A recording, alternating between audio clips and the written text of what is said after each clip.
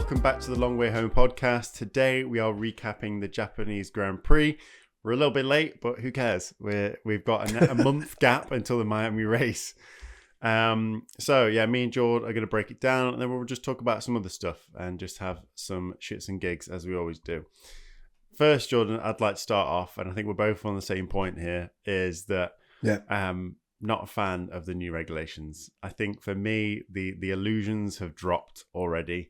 I did say it's probably in like first episode, like how it was kind of fun and entertaining that they were overtaking each other now. And I got the sense of when I was watching, so I watched the race, but then obviously it's been a while since the race, so we've both watched the highlights again. And I can't remember who the name of the F1 commentator is, but he has to obviously have excitement in his voice of like, oh, he's done the overtake again. And I'm like, I feel no excitement in my chest. Like, I am just like, this is so, like, because you now, listening to all the F1 drivers, listening to all the background of it, it is a bit fake, isn't it? And it's like, when they're going, oh, he's come back at him. Like, normally, old days, your hairs would be on end. Like, oh my God, how's he done that? How's he come back? He got taken, overtook on two turns ago, and now he's come back at him. And now you literally just, it's just because his battery's died and he's slow and the other guy's now fast again. So the illusion's completely dropped. I don't feel any excitement. There are some overtakes where it does like give me a little bit because you can clearly tell like there's something going on. But when it's this switcheroo and even the F1 commentators going mad, I'm just not invested at all, really. Don't know what you think. Yeah, I think they have to get excited. Yeah. Promoting a sport that they're commentating on, but I definitely agree. It's the novelties wore off of them passing each other. First race was good. You was like, oh, they're all fighting. It's all really close. And then obviously Mercedes pulled away, but the novelty is wearing off. It's like you expect someone to overtake someone. Similarly, when it was DRS, as long as someone had it, they pretty much was going to get the move done. Within that second. I'm not sold on it. I don't. I think they do need to revert back, and I think from a safety aspect as well. All the drivers are now complaining about that. Not only is it unpredictable, but because they don't know when they're going to be harvesting, because the car sometimes does that by itself. It chooses to. That makes it unsafe, which is why we saw the Behrman crash. They're piddly little lights. I mean, I know F1 drivers have got great reactions as it is anyway, and like Ollie did have great reactions, but again, when you're going at such speeds, there's not much you can do to try and remediate the fact of not going into someone's gearbox. Instead, you end up going off the road, and then there's a trade-off. You still got to get, which is why we saw the Contention one a couple of weeks ago as well, because so it wasn't just someone getting bogged down off the line. It was like someone getting bogged down plus Colin Pinto's boost. So you're gaining that actual, it's not even slipstream anymore, but that actual action of catching up with someone is highly increased. And then it can be even more sped up if someone's automatically braking or harvesting before the corner, which is why you get the unpredictability. And I think it could end in tears, someone getting hurt. I mean, Behrman limped out, but what other crashes are we going to have? Imagine that being a tighter circuit where... I was literally just thinking, like, I don't have kind of intimate knowledge of where it could be an issue. I'm thinking, like, have we got Monaco on the... I don't even know if we've got Monaco on the map this year, but, like, them tight street circuits where there could be a fast corner into a slow kind of chicane. I know when you come flying out... Well, we're not having that race anymore. The street circuit, is it Azerbaijan? One. That's one where it's a long straight, goes into a tight. Yeah, exactly. What if someone clips a little bit earlier than the actual breaking point, and then suddenly you're either having to dodge out of the way of them, and there's not much space to dodge in a sense. So Yeah, it'll be interesting to see how they go. But we do have a month of like them being able to look at the cars, maybe do some more looking at the data, crunching the numbers, etc. So they might be able to tweak some things between there and then. But again, I think it's the nature of the car that they have to do this now. The whole super clip in. There was something that happened in this race weekend, wasn't there, where they limited something, and I didn't write down what it was, but I swear they limited the amount of output, didn't they, or something, because it was dangerous, or whatever. I can't remember, but they're definitely starting to tweak things already. They lowered the output from the battery. Can't remember the numbers. It might have been 80 to 70 or something like that. I think it went down by like 10. 10 kilojoules. So yeah, they are trying, but again, because they've got that 50-50 thing that they've brought in, 50% battery, 50% internal combustion engine, then you're always going to have that over impact of the battery. Whereas if you just said, okay, let's just do like it was before, like quite a few years ago, just have the battery deploying as and when, but it's not a massive like complete boost, then that's safer. I just think it's gone too far the other way, and like Max said right at the start, it's turning into like Formula E. Like yes, there's an engine there, but the engine's only really there to charge the battery up. And this is the thing, I find more interest now going and watching the post-race interviews than almost I do watching the race. And I know that sometimes they're a little bit more vocal, and there's people, even like Lando Norris, you can tell he wants to say something, but he's biting his lip, and he's got that cheeky look on his face, and you know he wants to just like complain and say some shit about it. But we've heard people like Carlos Sainz who have been vocal about how his concerns about how dangerous this is. I know listening to the Chris Harris podcast, they were talking about how every year there has been this level of outspokenness from how dangerous a car is. There's always been an unfortunate, sometimes fatal injury or crash happening. They talk about Senna, etc., all that kind of stuff. Because they're living it, aren't they? They're actually in the car.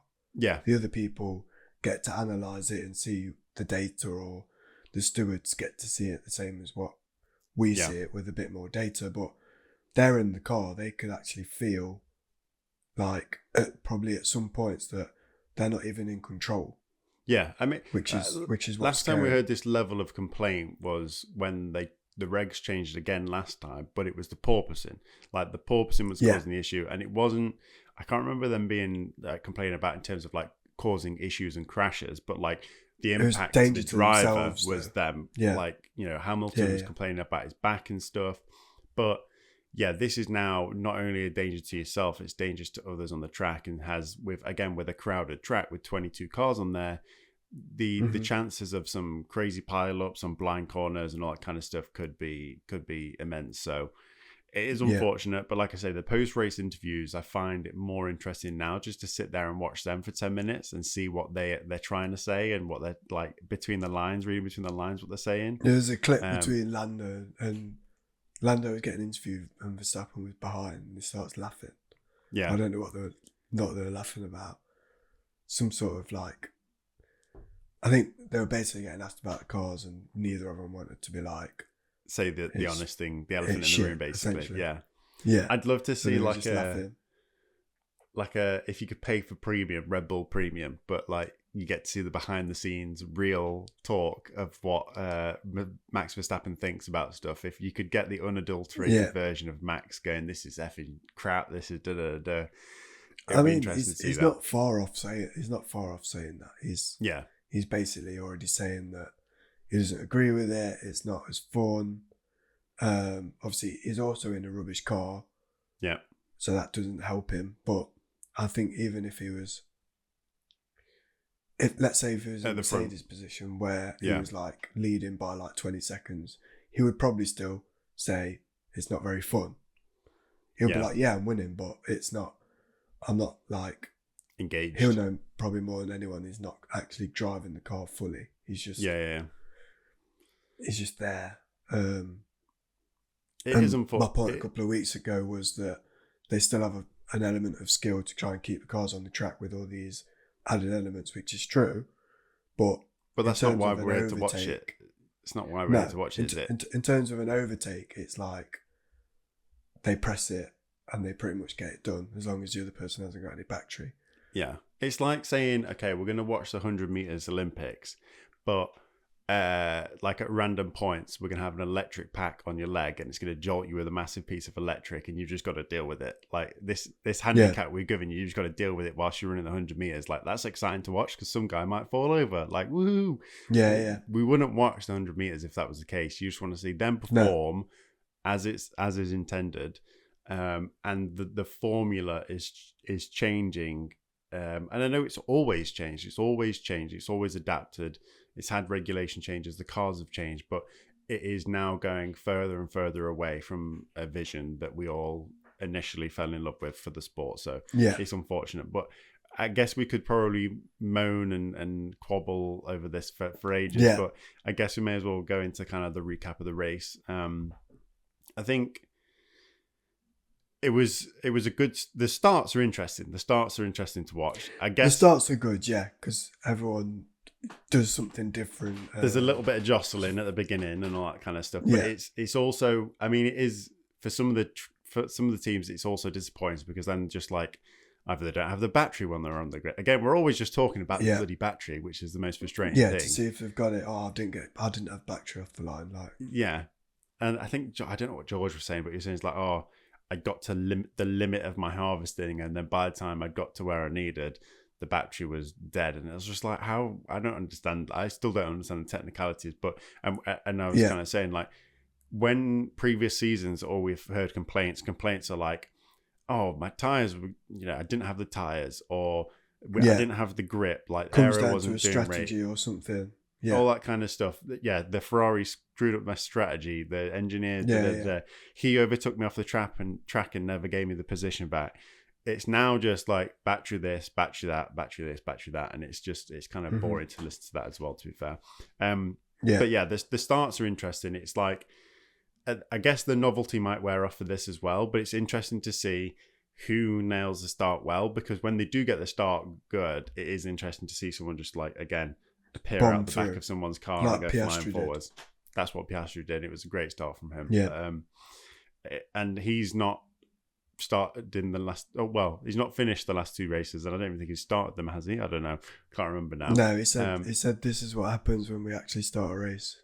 So it's good to see that he had a good start, and Kimi had not a great one, I think. He didn't have a great lift off from the start. He dropped like 2 places, Piastri didn't he? to just go through. Yeah, and then Lando also went up to third. Straight off. Yeah, and then they were sort of all. Piastri actually got quite decent ahead. Yeah, and then sort of squabbling. Ferraris were just sort of squabbling a bit further back as they keep doing, just between themselves and with others. Yeah. And it sort of stayed stagnant after that. From yes, there was a bit of swapping around. Probably middle of the pack were fighting like they always do. And then it essentially came down to Piastri saying, let's stay on this strategy. Yeah. Because then I can keep track position. So he went in the pits, come back out, and then Behrman goes off, safety car comes out. Yeah. And it completely messes it up. And then obviously it also screwed up Russell, because Russell's strategy was to essentially be ahead of Antonelli, but then they didn't get a free stop. Yeah. So then it just messed everyone up. I guess that's just, it's the way that the cookie crumbles, isn't it? And you can't be mad at the team or anything like that. It wasn't like no, it was typically just Russell's literal radio was like fucking typical. Yeah. Essentially, that's all he said. I can't believe it. Like as if that's happened like that lucky bastard out in front again. Yeah, I think the McLaren car as well seems to be, maybe it's not the same as the Mercedes, like in terms of competitiveness, but I know in the post-race interviews as well, Lando was saying that when he did get one lap of clean air, the car felt pretty good and pretty fast. Mm-hmm. So he was like, obviously, if we can just get into that track position or get clean air, we can probably be in a decent position. So again, if it wasn't, I think Piastri doubted it, but if there was not that crash and not that safety car, could Piastri have kept the lead with that clean air with the car? It seems to not perform when it's not in clean air, like most cars don't anyway, but the Mercedes seem to still whiz past everyone. But he says as long as we're at the front, we seem to be able to maintain good speed, good power when we've got that clean air. So I think that'd be interesting to see if we get a good start from McLaren. Yeah, I think McLaren will come back with this 4 or 5 week timeout. Yeah. I think they'll figure something out with the engine, probably similarly to what Mercedes have done, seeing as it's the same power unit. I think they'll work something out and they'll come back stronger. Obviously, they're 2 races behind in terms of points. Yeah. But I don't think. I just think it was unfortunate that they didn't start those races, because I think they would give more of a battle than what Ferrari are currently. Yeah. But it'd be interesting to see how Ferrari do when if they've got anything else to bring to Miami as well. Do you think they're already out of the chances, McLaren? Do you think there's no chance for them to get the constructors again this year, or do you think it's too? I think Mercedes already look too far ahead, and also the fact that they've lost pretty much 2 races worth of points, that there's no chance unless something goes catastrophically wrong with that Mercedes. I can't see them getting the constructors this year. Yeah, potentially, but also if they come back and they're squabbling, and then McLaren get the better of the 1-2s enough of the time, or I don't know, Antonelli. As in like Kimi and Russell squabbling. Antonelli. Well, yeah, Kimi and Russell squabbling, but also if all 4 of them squabbling, and then Ferrari behind, if that happens, and then McLaren sort of come out on top or get the better of the qualifying, I feel like they could come back. They just got to keep getting 1-2s in order for that to happen. I also think, even though Kimi's won twice, he's got mistake in him. He could easily crash into someone more. I think the way that he's smiling on the podium, I think he has just quiet confidence now. I think he's just excitable, a bit Labrador-y. Like, clearly when he gets into race mode, he gets his head into that space, but like he's not being cocky with it. So I mean, again, it's only 2. No, I don't think the championship cocky, 3rd race in, but like, I don't know if he has. I think he has 2 places in his head where he goes, and I think once he's on the racetrack, he's not that cocky. But I don't know. Maybe he can still get emotional. He's only 19, but I don't see him making any silly mistakes. I could be in my hat like in a couple of weeks' time, but like I think he's got a cool head. Like we thought Piastri had at the beginning of last season, but then he started to lose his head. Maybe Kimi could do a similar kind of thing. I just think out of the 4 of them, he's the most who's more likely to do something wrong. Yeah, to mess something up. But yeah, the Mercedes are doing well, and on that point, Kimi is now the youngest championship leader. So Toto Wolff called it right in terms of hedging his bets on putting Kimi into the team. Yeah, and I think there is still a lot of rumours about Toto really wanting Max and wanting to poach Max. So I'm sat there thinking now, like, who would he get rid of? Would he get rid of Russell, or would he get rid of Antonelli? And I would not know how.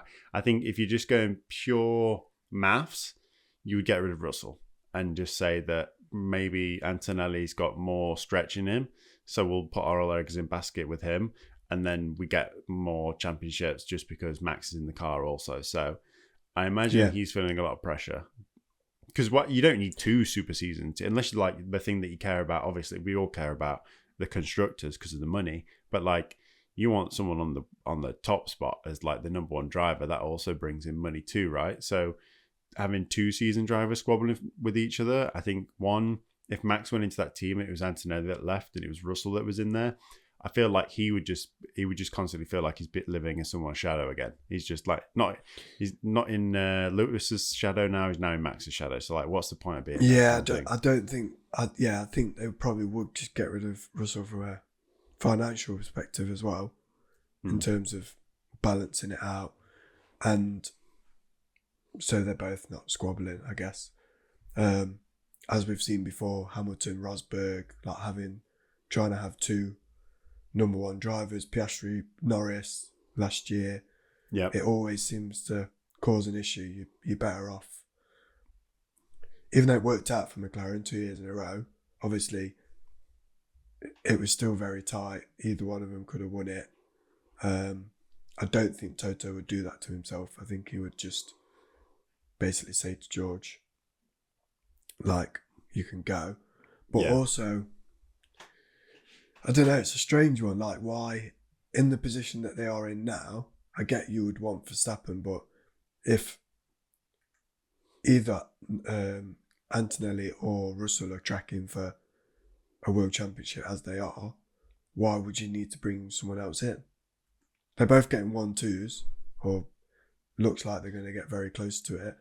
Why would you want Verstappen in to then potentially mess that balance up? Whereas when George is so consistent anyway, he's got the car he actually wanted. Antonelli's overperforming to what he should be at his age. Mm-hmm. Then why change the formula now? Like, obviously, if they miss out at the end of the season, you can go, okay, get Verstappen in. But as of now, don't see the point, because you would pay more money for Verstappen. You are paying an arm and a leg, but I think you're paying for that one, depending on to the length of what they're allowed to say stuff, that kind of competitor insight. Like, they will join your team and they'll bring stuff with them. They're not allowed to tell all the secrets probably, but there's ways that they could even just suggest like stuff for the cars, for the Mercedes, even though it's the winning car right now. You can suggest stuff and bring that knowledge with you. He's clearly the best driver, like in terms of skill on the grid. So I think there is, don't break some, what is it? You don't need to fix something if it ain't broken. I don't know how you fucking said that. But anyway, but I do understand that, but I think that there could be, I think maybe Toto would snap the hand off if he got the opportunity, even if things are going well. Because I just think he brings a lot of positives. Yes, it causes disruption, but I think it brings a lot of positives. And I think a guy like Toto would see the optimal choice rather than what's the nicey choice, in a sense. Just that mindset. But I don't know. Maybe not. Maybe not. I don't know. He just didn't. He don't come across as that. What would I say? Like, he likes Russell, but he don't come across as like the. Yeah, I get what you mean. Like, he loved Lewis because. Yeah, he loved his Lewis, and now like Kimi's also that new one. Is like, he just more than that more. Yeah. Father son kind of way, whereas Lewis was maybe like, you're my George star is just boy. A bit like George is a bit like, I don't know, not boring, but he's just like consistent, wet. Like, but he's not a star boy, is he? No, he's not. Which is probably why. Yeah, he's not that marketable. Is George Russell? He's just not got the wow factor. So. But is what it is. But yeah, Kimi's the youngest championship leader, and that's pretty cool. How long can he maintain that? Could he maintain that to the end of the season? Who knows? It is unfortunate that we're missing 2 races now out of this calendar, but it might change things so that when we get to Miami, it's a whole different kettle of fish. But who knows? I think they need the break because I don't think they fully knew how the cars were gonna. Yes, they did testing, but it sounds like a lot of the teams were surprised by how they were acting. Yeah. And even though you're testing, you can't replicate following someone for 20 laps and trying to pass them and using your boost. Yeah. You can use it on your own, but it's not the same as getting in someone's air and actually going or behind in two someone. people's air and be constantly being followed by someone as and well. Being off the line with 22 other cars and boosting through and stuff like that. You can't. Yeah. Yeah. Can't simulate that. Can't replicate they'll it. They're going to take all this time now to actually see how they can manage the energy better, or hopefully FIA are coming together and maybe deciding. I actually saw something the other day, potentially that they will bring V8s back. Yeah. Whether they'll still have a battery, I don't know, but apparently bring the V8s back and put carbon neutral fuels in. Because obviously the reason that they're doing it is because of environmental sustainability, but if they can make a fuel and put it in, and we can have an engine that doesn't essentially let off any emissions, why not do that? Yes, it's going to be expensive, but surely the amount of money they've put into batteries and all the systems they've got in to recuperate that energy is nowhere near as much as, okay, I'm going to make an engine and put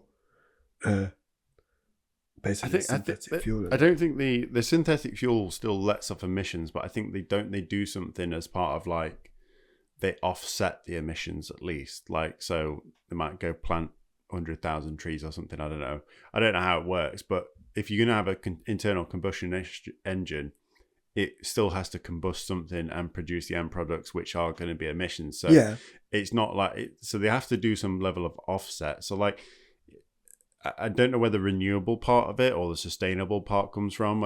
Again, I've not done any research into it. Maybe I should and kind of give a little synopsis on one of the next episodes. But I think it's basically, if it is something like just going planting 100,000 trees, then why could they not just go? They've got the bloody money. Like, why not just go do that today, kind of thing.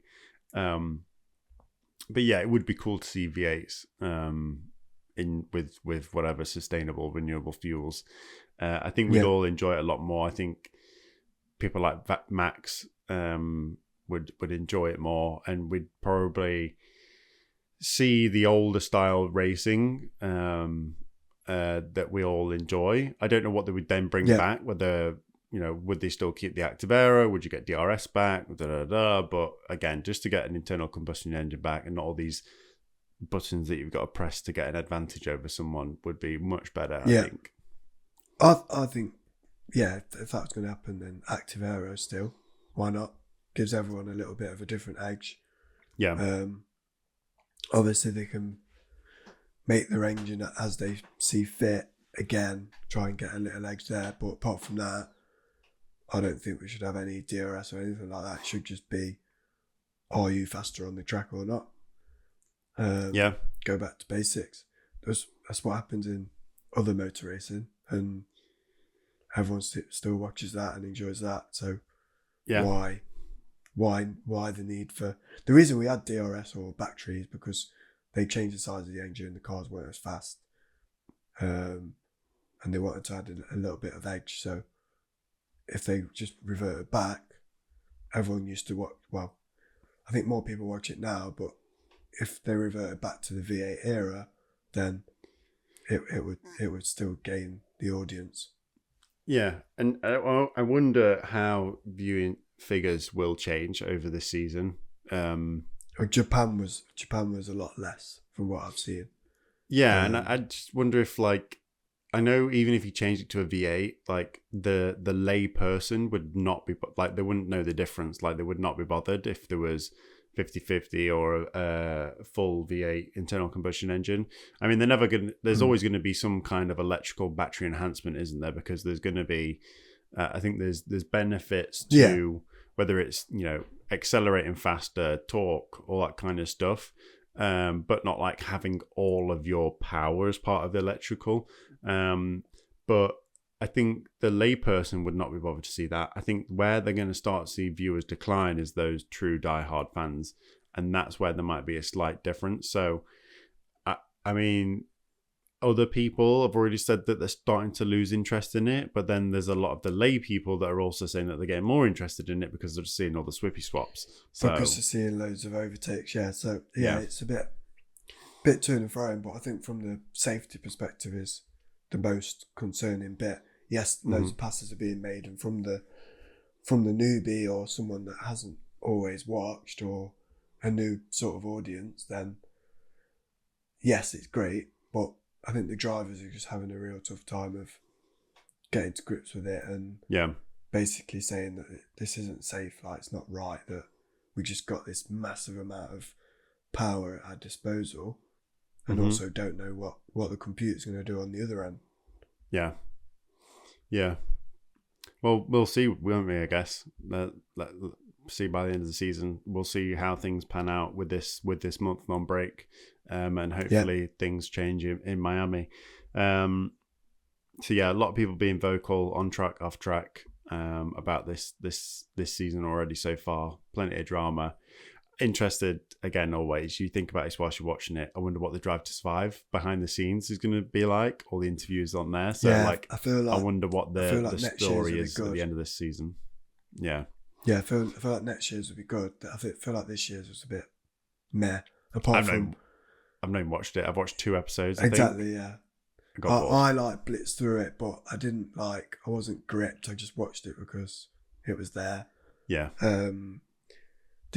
I think the only good bit was that obviously seeing behind the scenes of McLaren and then like the fallouts and stuff like that. But yeah, I think because of the regs and seeing everyone's feedback from what's happening, it'll be good to see basically what everyone's saying. In I guess other news then that we've got other than F1, unless you've got anything else, George. Any other interesting? No, neither did I really. Other than just Sainz being very vocal and Max being very vocal. I think that's the only thing. Everyone's being vocal. Yeah. On the F1 topic, and then we can go on to your interesting car-related news. I will be going to Silverstone this weekend to do a F1 experience, a single-seater experience. I've looked at the weather forecast. The weather is so far meant to be dry. So fingers crossed I can actually give it a good paggering whilst I'm on the track. I am going down early on Saturday to see Mache. I'm going to stay over at Mache's house and spend some time with him. Try and get some dirty secrets on Cadillac, in which he will tell me. He will tell me nothing. Just secretly filming like a private investigator, like with a little microphone clip underneath. He won't tell me anything because he's super tight-lipped about that kind of stuff. But I'll hear all the bits I'm allowed to hear, hopefully, about all of his travels and what it's like following the team along. And then I don't know whether I'm heading across by myself or whether him and his missus want to join me across there or not. But I think most likely I'm going to be going over at 4 p.m. by myself. Hopefully the sun's out, and I've been watching some YouTube videos on the single-seater experience. I know everyone says that like if you go in the cars, it's a lot faster, and you go on, I think you go on the main track more. But when you do the single-seater experience, which are a bit more like an F4 car, you do it in the internal stow circuit, and they like cone it off, and they put cones down to tell you where to brake, when to turn. So it kind of helps you if you're a newbie, which I am a newbie. Like the best thing I've ever done is go-karting on a track. So yeah, I would not be. Have you not done a supercar experience before? Never done anything like this before. This is the first time doing anything. On my bucket list, I've got drive on a racetrack. So this is going to be taking that off the list. And I have paid to have it record me. So when we come to do one of our next videos, I can hopefully insert either a video of me going really fast or doing an Ollie Bearman and going into a fucking side reservation. So who knows? But yeah, I'm looking forward to that this weekend, and it should be good fun. And who knows, if I enjoy it, maybe we should both go do one by the end of the season at some point. Or I definitely want to do more of that. I did a supercar one quite a few years ago. Yeah, I think I did 2 laps in each car, 3 cars. Yeah, the cars seemed a bit battered, to be honest, which I expect because they're just getting ragged every day. Track every day. Yeah, but it was fun. I don't feel like I obviously the guys there telling you what to do. Yeah. Ideally, I'd like to just get in a car and go do it myself. That's a pipe dream, and I'd like to be able to just buy my own car and take it to a track, or potentially rent someone else's for a day or something like that. But yeah, definitely up for that. I'd love to do something like that. I also more simply want to do the F1 simulators at Birmingham on a full day of that. Well, we should do that. Me, you, Jake will go down and we'll have a go on them, or anyone else from the lads chat that want to come. That'd be fun. Yeah. But yeah, sounds good. I look forward to seeing the footage. Hopefully I don't bin it. I am tempted to like give it as much as I can, but I know it's similar to like if you go kart or anything like that. If they see you being a twat, then they'll just be like, right, come off. Sin bin for you kind of thing. So I'll see how far I can push it. But generally, if it is like a bit like a go-kart, the more you push it, actually better it is anyway, in terms of grip. Depending on how the circuit's laid out. But they've got little piddly wheels, like they're just like the little piddly looking wheels, and I mean they have got a big wing on the back, but I don't know. I have no clue what like. I think the 1 minute, like low 1 minute, under like 1 minute 10, 1 minute 5, that kind of like is like a good lap time. So I can't imagine I'm going to get. Well, from the video that I saw, they basically do 15 minutes behind like a safety car. You just keep going around at like 50% speed just to get used to the track, the turns and all that kind of stuff. Look at where the brake board is, look where the turning points are. And then you come back, have I don't know if you have a debrief or whatever. And then you go back out and I think you get 20 minutes, I think. That's good. Of just like on track going round. And which will be good, which will be fun. And I'm hoping that when we do go back out, I'm behind someone else. So I can at least, again, follow at some speed and follow their line. And once I've got more confidence, I can go for it myself. Yeah. Whether there's any overtaking business, I don't even know. Whether that's allowed, I haven't got a clue. But yeah, about 15 minutes and then 20 minutes. And I don't know if there's anything more after that. So it's a good amount of time. It's like over a half an hour. Yeah. You'll get a couple of laps definitely on the actual circuit itself. And I think at one point you can get like up to over 100 miles an hour on one of the straights. So I know it's, again, not as fast as some of the supercars, but you're in a single seater by yourself, wind's rushing past your hair. Like it'll feel quicker, because you're low to the floor as well. Yeah, and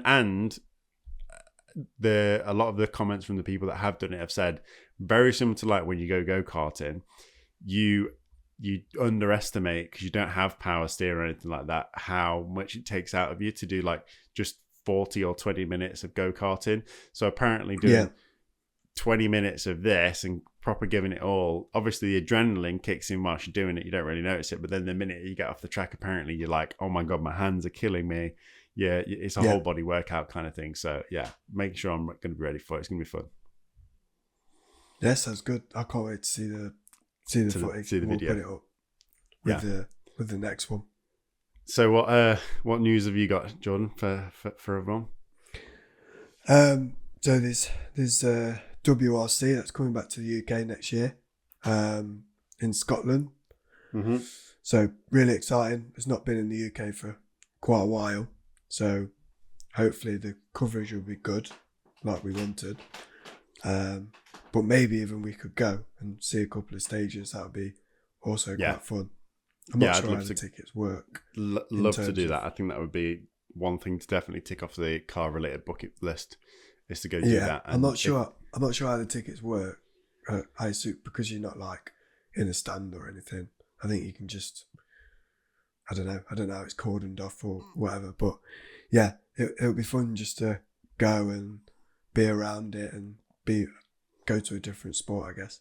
Yeah. Other news, we obviously want to go to, there's a Jaguar event at Bicester, which Chris Harris and his friends are hosting. Mm-hmm. They'll be doing a live podcast there, which won't get broadcasted, but then there'll be all sorts of different Jaguars there. and that's at the end of May. So yeah, we'll be going to that hopefully. And then I don't know if you've got any more car news before clip of the week. Not really. No, I've got no car news. I'm excited for the Scottish WRC as well. Yeah. Definitely, we should investigate how to get tickets for that. Yeah. And go along. And yeah, look, hopefully the weather's nice when we go down for Cars and Cakes. Yeah. At the Jaguar event in 23rd of May. So yeah, Yeah. we probably need to get our ticket sorted for that. I don't know if they've got a capacity to sell out, but yeah, if anyone is there, I'm not sure. I did check the other day and they're still there, so hopefully cool. they're not gone. Let's get them booked, and let's also investigate how to get rally tickets for next year and get ourselves there. That'd be fun. So yeah, clip of the week. You can go first if you want, George. So mine was a load of videos dropped. I think it was last Monday. I think Auto Trader, Chris Harris, among others, I think they all took the opportunity to drive the new Aston Martin Valhalla, which is Valkyrie's younger brother.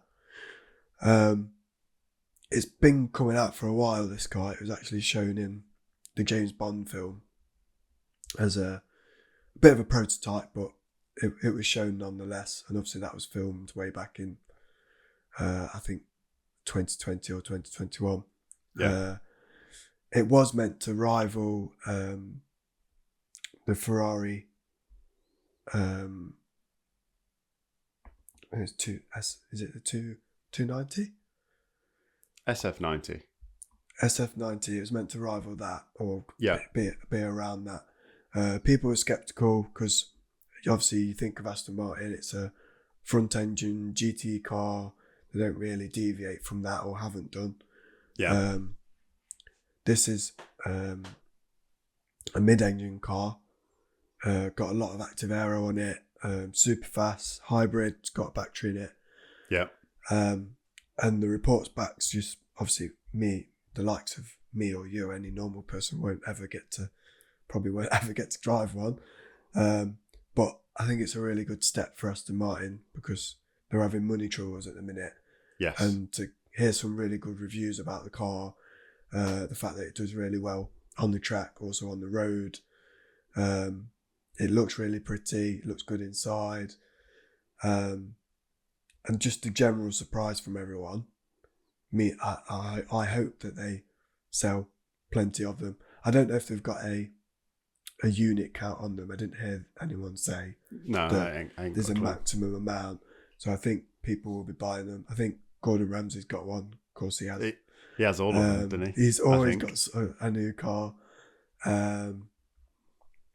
And in the first bit of the Chris Harris video, it was in that racing green that they've got. And then it switched to a road car. Well, it's the same car, but they switched to driving it on the road. And it was like a silvery white colour with blue stripes. And I think it looked much better in that colour. Yeah.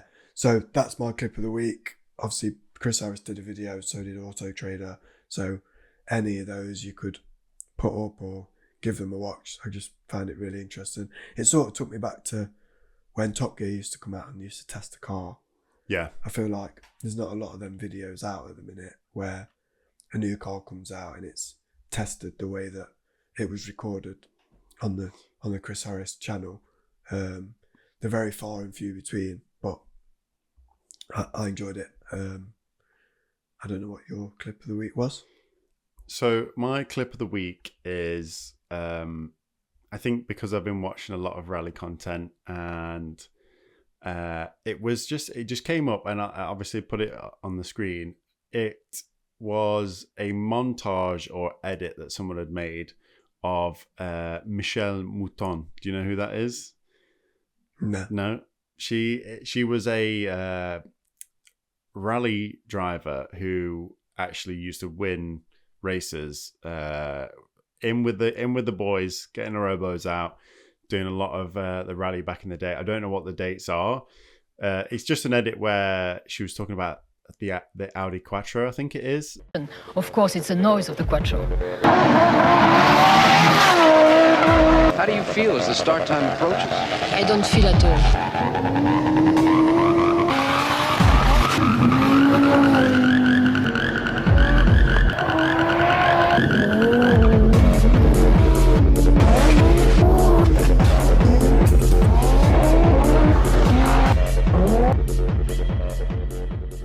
And how good it was, how much she admired it, and then just showed you loads of clips of her absolutely flying around, and it was, I think I've got a little bit of a crush on her, just because of how badass she is. Like, she's so cool. I've then gone down in. I knew about Michelle anyway, like years ago. Again, talking to my granddad and stuff about rallying, knew about her, but she's definitely a badass. And I went down the rabbit hole of looking at all the different clips again, the old kind of archive clips of Michelle doing various different stages, and then honorable mentions, I guess, of like women in the kind of sport as well. Randomly again on my feed, rally was coming up, and I saw Leah Block doing a, don't know whether she's like in anything formal competition. Maybe she's just doing something more like like an exhibition show or something like that. But I saw a clip of her flying around, and I just started thinking that I would be at first corner. I'd be in the ditch. I'd be on the rolled over, having no control of this car. So it's super impressive. And I know a lot of people talk smack about women in like the F1 Academy and the Formula One Academy. I know Rocket Powered Mohawk put out a video recently. He just suddenly came out of his hole again, and he did a video, I think, reviewing he did a review of the F1 Academy, and he was basically doing a satirical take on it. And yes, there is a lot of crashing, and there's a lot of kind of wacky races when in some of the F1 Academy races. But when I see things like the Leah Block video and the Michelle Mouton, I'm like, you can't. Some of these women have got the same amount of fire and power as the guys do once they get stuck in and have a proper go for it. So yeah, that's my clip of the week is Michelle Mouton talking about the Audi Quattro. I'll send it to you, George, because I know you might not have seen it, but I'll send it to you. It's really good.